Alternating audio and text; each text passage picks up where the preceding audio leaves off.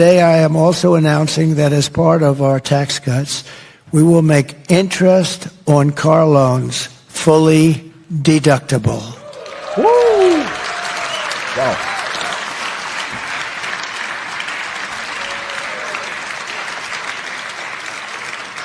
So a man who's, a lot of you people are in the car industry, actually I met a lot of them backstage. What do you do? I'm in the car industry.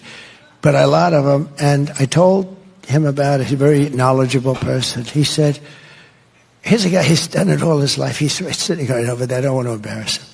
But he said, where did you come up with that idea? That's the coolest thing. It's like the paperclip again, right? It's like the paperclip. Somebody comes up with a paperclip and everybody says, why the hell didn't I think of that, right? Somebody came up with a paperclip, I guess made a lot of money, and other people said, gee. But he said, I've been in the car industry all my life. I've never thought about that. So we're going to make it fully deductible, the interest payments. That's going to revolutionize your industry. This will stimulate massive domestic auto production and make car ownership dramatically more affordable for millions and millions of working American families. This is a phenomenal thing, if I do say so myself. Wow.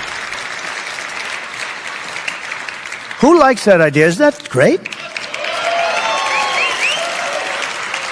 I will cut the price of energy and electricity in half. Ready? 12 months from January 20th, I take office on January 20th, your electric bill, including cars, air conditioners, heating, everything, your total electric bill will be 50% less. We're going to cut it in half. And we have it. We have the power to do it because we have it. We don't need ships. We don't need long train. We have everything. We're going to have to build some pipelines because we can't transport it. But that's easy to do, and that's safer than trains. But we're going to get this done, and you're going to have, within 1 year, think of it, within 1 year, you're going to have electric bills and energy bills and your gasoline for your car. It's going to be 50% cheaper than it is right now. That's a big thing. That's a big thing. But we will seriously expedite our environmental approvals. I will expedite them. If I have to, I'll just approve them because they use that. They use the environmental approvals to stop progress and quickly double our electricity capacity. And we're going to have it doubled and tripled. This will drive down inflation and make America and Michigan the best place on earth to build a factory. Likewise, to help small businesses afford the work vehicles they need to get the job done, we will double the amount of equipment investment they can deduct under Section 179. You know what that means? So you're going to get tremendous deduction ability. This will be great for small businesses, and great for Ford and General Motors. It'll be great for them, and we'll sell cars and trucks and work vans like never before. You'll sell so much. Oh, those companies are going to like me, and I have nothing to do with them. And to think that a member of the media under this big press corps where they get free licensing, they shouldn't have free licensing when they do that, and they change her answer. They take it out, throw it away, and put in a totally different answer in order to protect her, and they get caught. CBS should lose their license. They have a license. Yep. They have a license which is worth billions of dollars, and they pay nothing. All of these networks are all crooked as hell. You saw that with ABC. They go after me, not her. They go after JD. How good is JD doing? Isn't he doing good? He's used to having stupid people to deal with. We're not going to let it happen. Those jobs are coming back to Michigan, and they're coming back to other states, and they're coming back to our country, and they're going to make America great again. That's it. And to that end, I'm announcing today that upon taking office, I will formally notify Mexico and Canada of my intention to invoke the 6-year renegotiation provisions of the USMCA that I put in. That was the hardest thing I had to get. They didn't want that. They wanted to have it long. But I wanted to, because there's always like little tricks they want to play.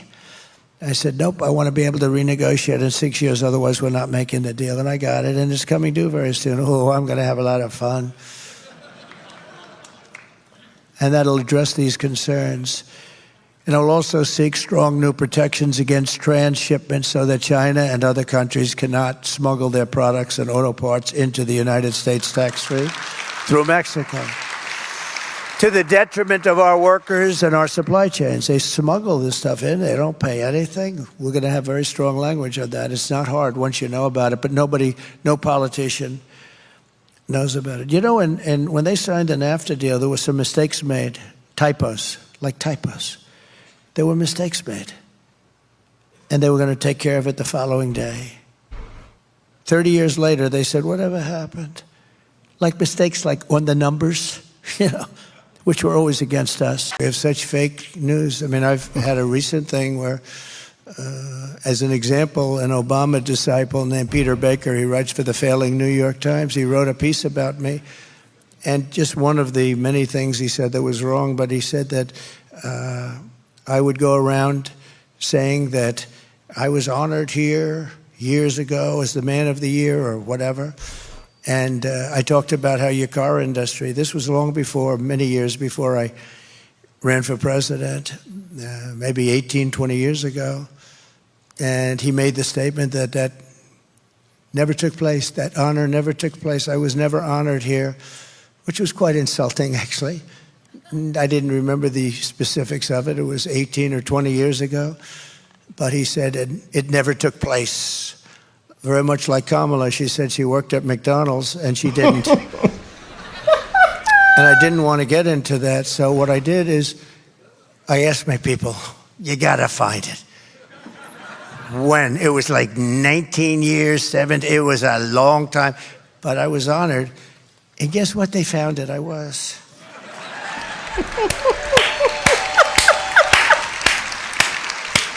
Right here. Nice looking young guy. That was a long time ago. So this was in, let's see, this was an update of the article that they originally printed. It says, Oakland County GOP to honor Donald Trump, former president, to speak at upcoming Lincoln Day fundraising dinner. And it says down here, the county party gave Trump the Man of the Year award at the dinner, too. And he was honored as Man of the Year. So here's your article right here. Oakland Press, Oakland County GOP to honor Trump. And I have a man in the failing, fake New York Times, disgraceful paper. They ought to be ashamed. They make, whatever they say, believe the opposite. We have such fake